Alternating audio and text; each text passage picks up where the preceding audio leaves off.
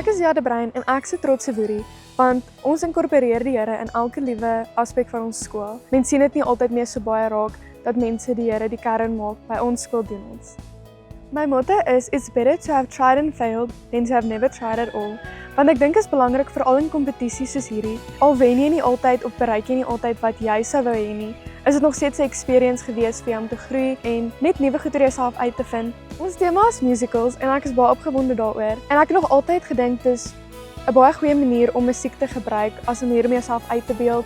Ek wil afsluit met 'n versie uit die Bybel, so dis Spreuke 3 vers 5 tot 6. Vertrou op die Here met jou hele hart en steun nie op jou eie insig nie. Ken hom in alles wat jy doen, dan sal hy jou die regte pad laat loop. Die vers herinner my dat die Here 'n plan vir ons almal het. En veral met 'n kompetisie soos hierdie sal sy wil geskied en ons almal moet net op hom vertrou.